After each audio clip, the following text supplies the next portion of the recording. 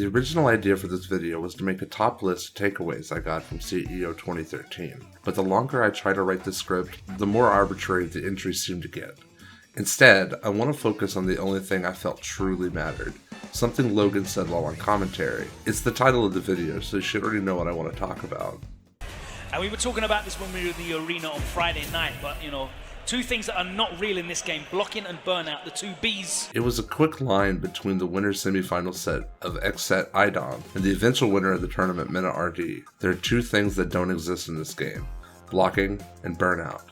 It's a phrase that taken out of context could take you down a dangerous path as you continue your Street Fighter 6 journey. Welcome to the dojo. My name is YohDood, and in this video we're going to talk about the details behind this statement and what's being said.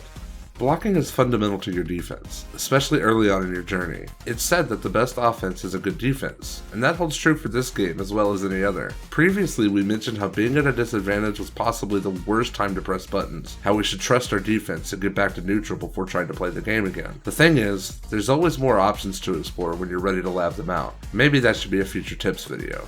There's no shortcut for actual matchup experience in any fighting game. Knowing what your opponent will likely do and acting accordingly is important. That is at the core of what we're talking about when we say that blocking doesn't exist. Blocking is an easy defensive option to utilize, but it's not the most efficient choice to make in any situation. If you've ever had the displeasure of playing against an annoying Blanka player, you know how difficult it is to punish his rolling attack. The dreaded Blanka ball is seemingly impossible to penetrate on block and can be really hard to react to in a match. So what gives? If all we do is block this move, he'll use it for the entire match without repercussion.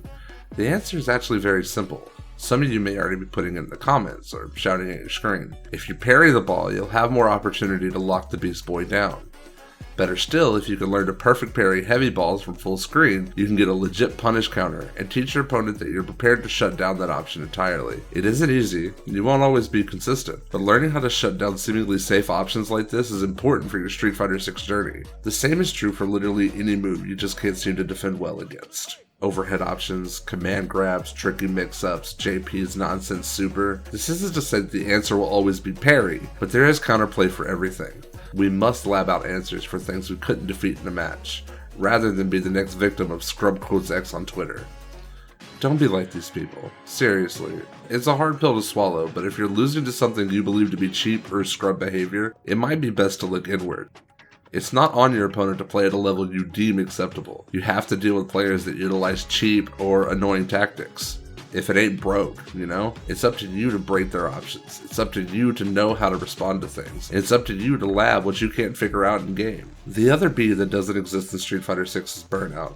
Your drive gauge is the most important resource you can manage in this game. Using parries, drive rush, DI, and blocking will all take chunks of your drive gauge to perform. Once it's exhausted, you will enter a burnout state. In burnout, you can still do specials and supers, but you won't have the ability to use overdrive specials, drive rush, drive reversal, or drive impact. You'll recover 4 frames slower from block stun, you do less damage overall, and you'll take chip damage from all DI, specials, and supers your opponents use. Universally, you need to familiarize yourself with what tools your characters will need to use the most. Burnout is definitely not a fun place to be in the slightest, so you'll need to be extra careful with spending your drive gauge, right? Well, no.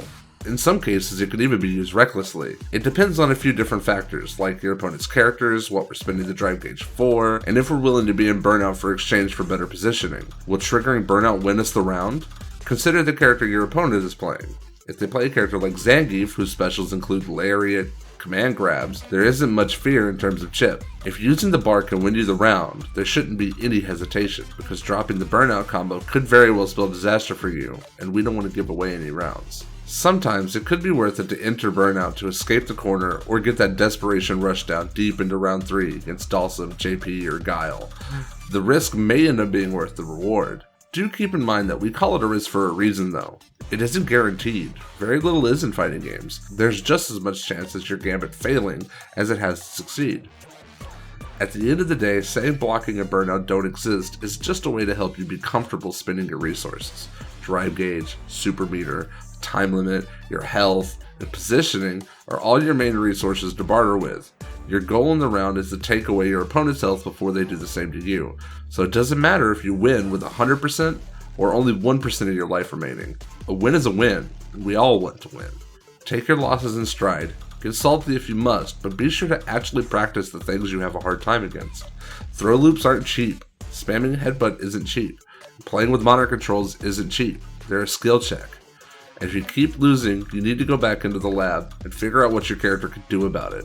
We don't just lose a game and move on. We lose a game and we learn from it. We come back stronger and better next time we're up against the thing we lost to. And we don't deflect our losses on anyone but ourselves. That's the dojo way. Thank you for watching. I'll be making a takeaway video after every major tournament, so please subscribe for more videos like this one. Until then, I'm YohDood, and I'll catch you next time.